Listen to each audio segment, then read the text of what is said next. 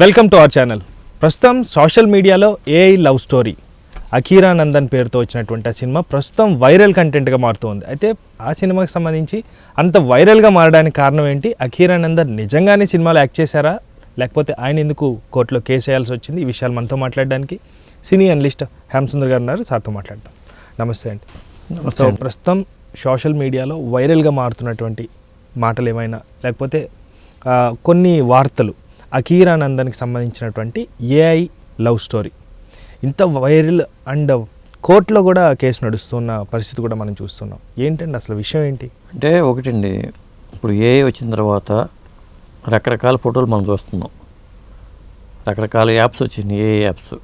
దాంట్లో మీ వాయిస్ తీసుకోవచ్చు, మీ రూపాన్ని తీసుకోవచ్చు, ఇవన్నీ మనకు తెలుసు. దాంతో ఏకంగా సినిమానే చేసేస్తున్నారు. సినిమా ఇప్పుడు అదే ఏఐ లవ్ స్టోరీ అనే సినిమా. అఖీరా నందన్ హీరోగా పక్కన ఆయన సినిమాలో రాబోతున్నాడు. ఇంకా అది ఫైనలైజ్ అవ్వలేదు కూడా. ఆయన రాకుండానే ఏఐతో ఆయన హీరోగా పెట్టి సినిమాలు చేసేయటం, లవ్ స్టోరీ పేరుతో సోషల్ మీడియా అకౌంట్ క్రియేట్ చేయటం ఆయన పేరుతో, ఇది చేయటం. దాని మీద అఖీరా నందన్ కోర్టుకి వెళ్ళడం జరిగింది. అంటే ఇక్కడ ఏఐ టెక్నాలజీ వచ్చినప్పుడు చాలా జాగ్రత్త పడాల్సిన అవసరం అయితే కనిపిస్తుంది. ఇప్పుడు మరి ఒక విధంగా చెప్పాలంటే, మనకి ఒక సినిమా షూటింగ్ జరుగుతుంటే వాళ్ళు ట్రైలర్ రిలీజ్ చేయట్లా, ఆ ట్రైలర్ వచ్చేస్తుంది. అదే అఫీషియల్ ట్రైలర్గా చూస్తున్నారు.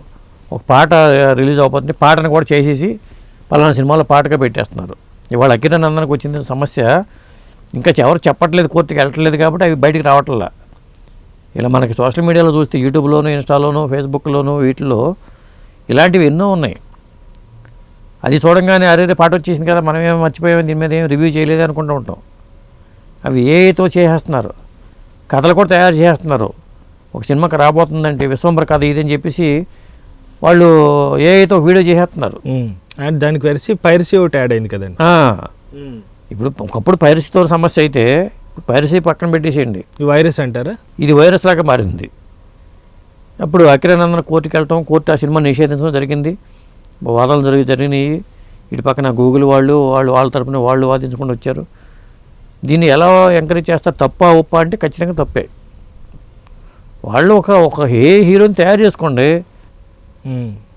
ఒక ఏ హీరోని తయారు చేసుకుని, ఏ రూపాన్ని తయారు చేసుకోండి, ఏ యాంకర్ని తయారు చేసుకోండి. ఇప్పుడు మీరు లేకుండానే మీరు నేను కూర్చున్నట్టుగా వీడియో చేశారనుకోండి, అది ఇబ్బందేగా. తన వ్యక్తిగత హక్కులకి భంగం మనకి వ్యక్తిగత హక్కులకి భంగం కలిగినట్టేగా, మన ప్రమేయం లేనట్టే కదా, సంబంధం లేనట్టే కదా. అది ఖచ్చితంగా అది తప్పే. కోర్టు కూడా అందుకే దాన్ని నిషేధించిందని చెప్పొచ్చు. అయితే ఏఐ సినిమా లవ్ స్టోరీ ఏదైతే ఉందో అది చిన్న బడ్జెట్ అంటే ప్రమోషన్స్లో భాగంగా ఎలాగో సినిమా ఆగిపోతుంది, కానీ కావాల్సినంత ప్రమోషన్ దండిగా మనకి వస్తుంది, ఆ సినిమా పైన ప్రతి ఒక్కరి దృష్టి పడుతుంది అన్న ఈ కోణంలో ఆలోచిస్తే కొంతమంది ప్రేక్షకులు, నెటిజన్స్ కూడా అదే కామెంట్ చేస్తూ ఉన్నారు. ప్రమోషన్ స్టంటే కానీ ఏమి ఉండదు, సినిమా తీసే వాళ్ళకి తెలియదా, ఎవరు సినిమా తీసినా కానీ రిజెక్ట్ చేస్తారు, లేకపోతే ఆపేస్తారు, ముందుకెళ్ళదు అని. అంటే ప్రస్తుతం ఆ స్టంట్గానే చూడాలండి ఇది కూడా. అంటే ఏ టెక్నాలజీని ప్రమోషన్స్ కోసం వాడుకునే వాళ్ళు కొంతమంది ఉన్నారు. ఇప్పుడు వైరల్ కావాలి, ఏదన్నా వైరల్ కావాలంటే ఏదో ఒకటి చేసుకుని వాళ్ళు కూడా వైరల్ కోసం తంటాలు పడుతున్నారు. జనరల్గా సినిమాని జనరల్ తీసుకెళ్ళాలంటే అవి చేస్తున్నారు. అవి వేరే. ఇప్పుడు ఏకంగా సినిమాలు చేయటం, లేకపోతే పాటలు చేయటం, సినిమా పాటలు చేయటం, ఇది పెద్ద పెద్ద నేరాల కింద వస్తాయి ఇవన్నీ కూడా. ఇప్పుడు మంచిగా ఉపయోగించుకోండి, ఏ టెక్నాలజీని ఉపయోగపడుతుంది. మీరు ఇప్పుడు ChatGPT కానీ, జెమినీ AI కానీ, దీని ద్వారా మంచి కథలు తయారు చేసుకోవచ్చు. ఆ ప్రయత్నాలు చేసుకుని దాన్ని చక్కగా ఉపయోగించుకుంటే మీకు క్రియేటివిటీకి ఉపయోగపడుతుంది కదా.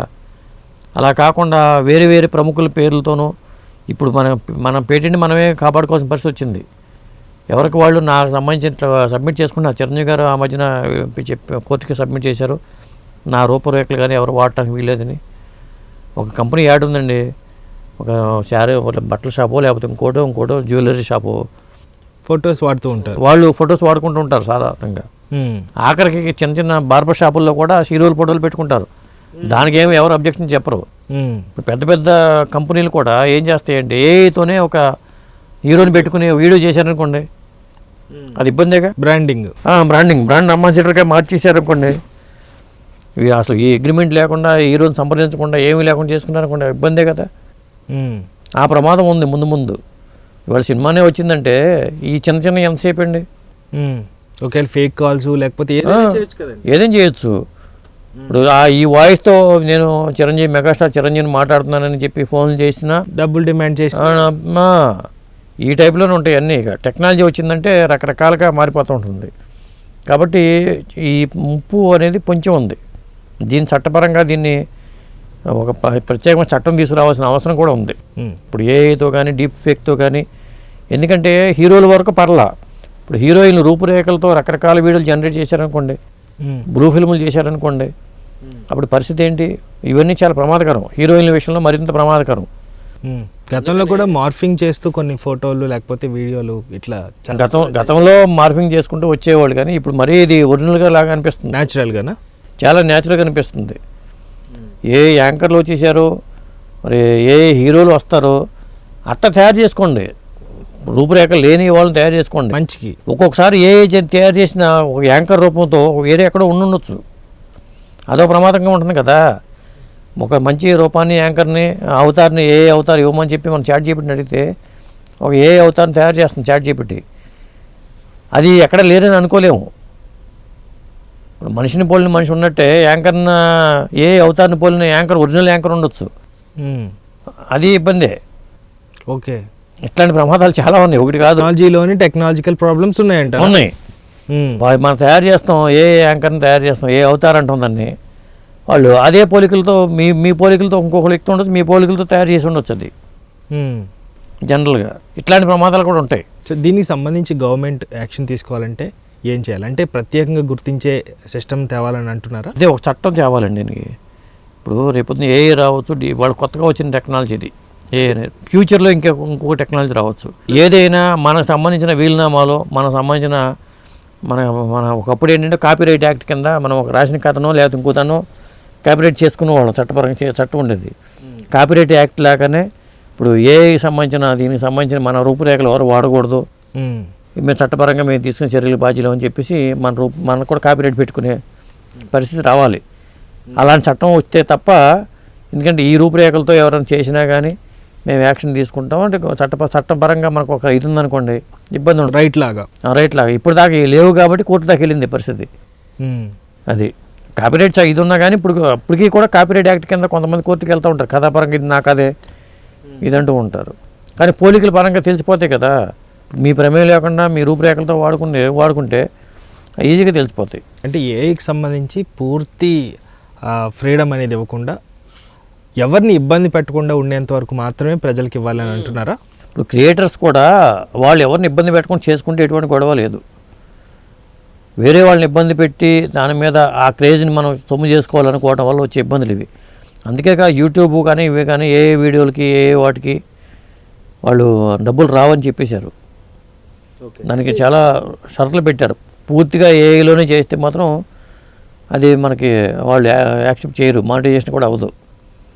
అట్లాంటి యూట్యూబ్లో కూడా ఉన్నాయి. కాబట్టి భవిష్యత్తులో ఇట్లాంటి వాటిని కొద్దిగా ఇంకా స్ట్రీమ్లైన్ చేయాల్సిన అవసరం ఉంది. కొత్త టెక్నాలజీ కాబట్టి దీనికి ఎలాంటివి చేయాలి, ఎలాంటి చట్టాలు చేయాలి అనేది ప్రభుత్వాలు కూడా దీని మీద ఆలోచించి చర్యలు తీసుకుంటే బాగుంటుంది. Okay, right. సో అకిరణ్ నందన్ సంబంధించి కోర్టు ఎలాంటి స్టెప్ తీసుకోబోతుందండి నెక్స్ట్? ఏఐ లవ్ స్టోరీని నిషేధించారని చెప్తున్నారు. కోర్టు నిషేధించమని చెప్పింది.